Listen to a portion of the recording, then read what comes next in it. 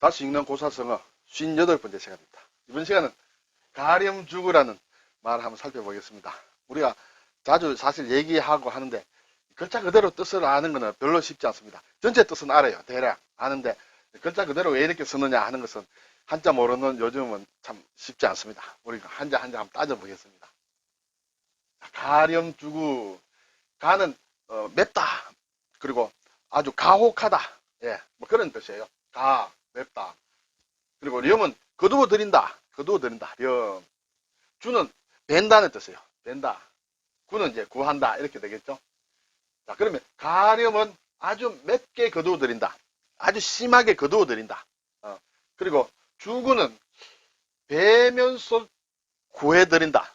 일단 그대로 보면 좀 어색하죠. 이렇게 쉽게 통하지 않습니다. 뒤에 가면 이제 조금 다른 뜻이 나오는데요. 그래서 가렴하고 주구, 원래 가렴주구는 지금 우리가 사자성어로 많이 쓰지만은 이것은 함께 나온 말은 아니에요. 가렴이란 말이 따로 나오고 주구란 말이 따로 나오고 후대에 와서 이렇게 합쳐져서 가렴주구란 말로 쓰고 있다 이렇게 되겠습니다. 자, 가는 보면 이게 풀초가 있다는 것은 일반적으로 풀의 이름이다 이렇게 될 수 있습니다. 그래서 이제 가가 발음도 되고 그래서 맵다는 뜻을 어쨌든 가지고 있습니다. 그리고 여기 렴은 거두운다 했는데 이게 다 첨이에요. 첨. 잘 보기 힘든데 우리가 검이라든지 할 때 이렇게 씁니다. 이거는 첨지 할 때 첨이에요. 우리가 박첨지, 김첨지, 뭐 노인들을 이렇게 부르는 얘기도 하고 또 옛날에는 벼슬의 이름에도 들어가는 것이에요. 글쎄요. 첨인데 여기에 예를 들어서 칼도를 하면 검이다, 칼검 이렇게 되죠. 여기에 첨이라는 것은 다라는 뜻이에요. 여기에 칠복이죠. 손을 뜻하는 칠복이다. 손으로 이렇게 쳐서 어쨌든 다 거두어 드린다. 막 그렇게 봐도 무리가 없으리라 생각이 됩니다. 주는 이렇게 벤다는 뜻이에요. 이 주 자체가 발음이 되죠. 발음이 되지만 이 주는 사실은 나무를 이렇게 자른다는 뜻이에요. 나무를 자르게 되면 어떤 나무의 경우에는 속이 이렇게 붉은 경우가 있죠. 그래서 나무 속이 자른 나무의 속이 묵다 그런 뜻이에요. 그런데 거기에 이제 말을 붙여서 벤다, 뭘 우리가 주사를 한다 이렇게 사극 같은 데 보면 가끔 나오는데 사람을 죽인다 뭐 그런 의미로 처치한다 그런 의미로 있습니다. 그때 일단 말을 해야 되겠죠. 말로 먼저 반 죽여놔야 된다 이런지 모르겠습니다. 말을 하고 네 죄가 이렇다 하고 이제 처단한다 막 그렇게 봐도 되겠죠. 어쨌든 벤다는 뜻이에요. 구는 구한다. 이것은 트롯의 모양이에요. 짐승을 잡은 짐승 가죽으로 만든 옷이다. 그것은 가죽 옷은 이렇게 있으면 속으로 이렇게 꽉 조여온다. 예. 가죽이 이제 작용이 수축작용이 일어나니까 좀 조여온다. 그래서 가운데로 향한다는 그런 뜻이에요. 그건 이제 구한다. 어쨌든 가렴, 맵게 거두고 뭔가 베면서 구한다. 구한다는 것은 내놓아라 이런 뜻이 되겠죠.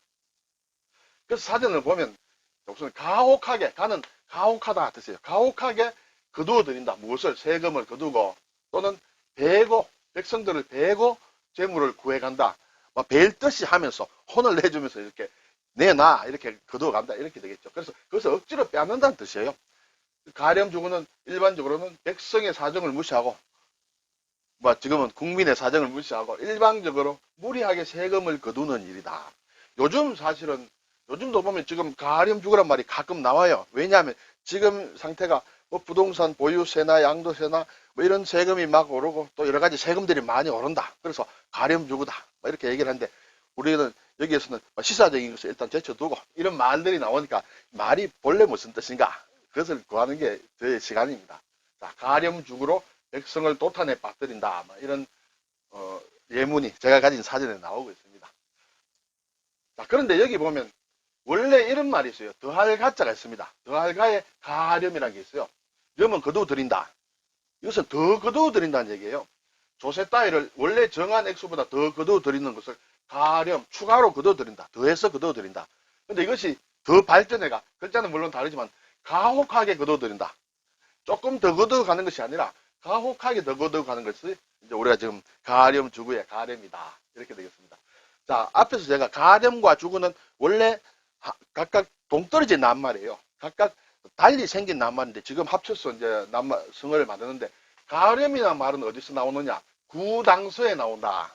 그리고 주구란 말은 어디서 나오느냐 하면 춘추좌시전에 나온다. 이렇게 되어 있습니다. 그래서 이 가렴은 구당서에 목종기, 네, 기전체의 뭐 기가 되겠습니다. 여기 보면 헌종은 당나라 헌종을 얘기하는데 헌종, 용병, 탁, 황보박, 위상. 황보박이라는 사람을 헌종이 재상으로 이렇게 발탁을 했어요. 왜냐하면 이렇게 나라 형편이 안 좋으니까 잘 다스려 보라고. 그랬는데 가령박하, 너무 심하게 거둬들인다. 가혹하게 거둬들여서 박은 여기 껍데기를 벗겨낸다는 얘기예요. 우리가 박제, 동물의 가죽을 가지고 박제를 만들죠. 그처럼 껍데기를 벗겨낸다. 박하르다. 너무 걷어내. 완전히 껍데기를 벗겨내듯이 세금을 가혹히 거두어서 인계구지. 많은 사람들이 전부 다 일제히 그것을 이제 원성이 높았다. 그래서 이지견축이라, 이렇게 쫓아낸다. 그래서 재상을 잘랐다 하는, 거기에서 이제 가름이란 말이 나옵니다. 그럼 주구는 어디 나오느냐? 춘추제 시전에 양공 31년조에 나온다고 합니다. 제가 사실은 뭐 그것까지 다 확인은 못했습니다만 여러 곳에서 이걸 인용하고 있으므로 우선 그걸 전제로 말씀을 드립니다. 자, 여기 보면 정나라의 재상에 자산이라는 사람이 있는데, 그 자산이라는 사람이 큰 나라, 이 작은 나라예요. 정나라는 큰 나라인 진나라에 가서 이렇게 진나라 왕과 대화하는 막 그것에서 나옵니다. 그것이 양공편에 이제 나온다 이렇게 됩니다. 어쨌든 자, 이 폐업평소, 폐업은 우리나라는 너무 적다. 정나라가 너무 나라가 적다. 그래서 개어대구 큰 나라들 사이에 끼어 있다. 그런데 주구무시라, 무시, 시도 때도 없이, 시간도 없이, 시도 때도 없이 항상 주구한다는 거예요. 항상 큰 나라들이 윽박질러가지고 주구한다. 뭐 내놔라, 뭐 내놔라. 안 내놓으면 내가 너희들 쳐들어갈 거야. 막 이렇게 하겠죠. 그것이 주구라는 거예요. 주구, 무시로 주구한다.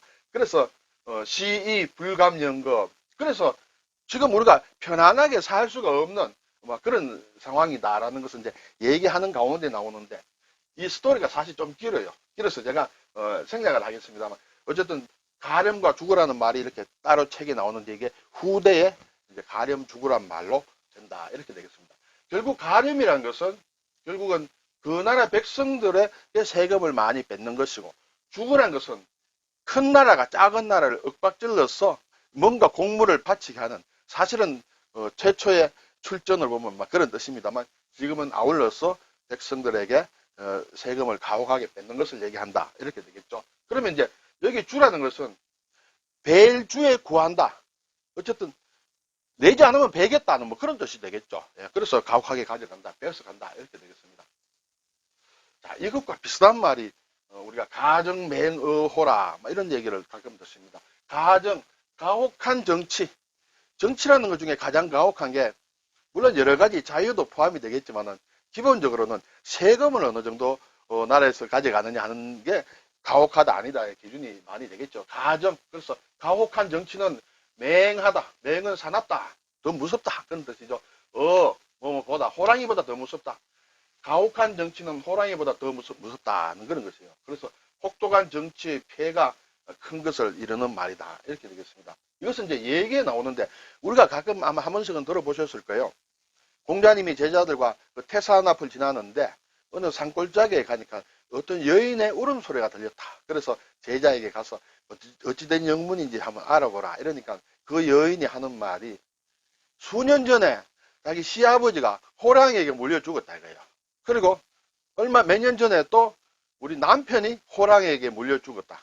그런데 바로 얼마 전에 아들까지 호랑이에게 잡혀가 물려 죽었다. 그래서 이제 너무 슬퍼서 이제 무덤 앞에서 운다는 것이죠. 그러니까 공자님의 제자가 얘기를 합니다. 그럼 이렇게 무서운 산골에 살지 말고 저 도성에 가서 살면 되지 않겠습니까? 얘기를 하니까 그 여인이 하는 말, 이 가정맹어다. 그렇지만 여기에는 호랑이 때문에 무섭지만은 세금은 그다지 없습니다. 저 사람들이 많이 사는 도성에 가서 살게 되면 세금이 너무 무서워서 그것이 호랑이보다 더 무섭습니다. 거기서 나온 말이 가정맹어호다 그렇게 되겠죠. 가렴주구 이런 예는 우리가 얘기들 사실은 많이 합니다. 네. 자, 여기서 한 자만 더 찾아보겠습니다. 여기에 거두운다는 염이라고 했습니다. 사실 우리가 꽤 쓰는 낱말에 들어가 있습니다. 염, 수렴한다. 뭘 거두어들인다는 것을 수렴한다. 그리고 우리가 수학에서 보면 뭔가 어떤 상황이 숫자가 어디로 수렴한다는 그런 수학적인 용어로도 이 수렴을 쓴다. 한 곳으로 모인다. 그런 얘기가 되겠죠. 그리고 돈을 좀 내자. 출렴한다. 작출해서 모은다. 출렴한다 할 때 원래는 출렴이다. 출렴이 변했습니다. 출렴으로 우리가 쓰고 있다. 그리고 후렴이다. 뒤에 이렇게 모인다. 노래를 부를 때, 예를 들어서 애국가를 부를 때 뒤에 1절, 2절, 3절, 4절이 있는데 중간에 부르고 뒤에 이제 무궁화 삼천리 화려강산 하는 것은 계속 매 절마다 되풀이 되죠. 반복이 되죠. 그걸 후렴이라고 하죠. 그때도 이것을 후렴을 쓴다. 그래서 거둘 염자가 별로 안 쓰는 것 같지만 또 우리가 실제 쓰고 있는 말 속에 들어가 있는 글자예요. 오늘 가렴주구, 가정맹어호 이런 걸 한번 살펴봤습니다. 수고하셨습니다.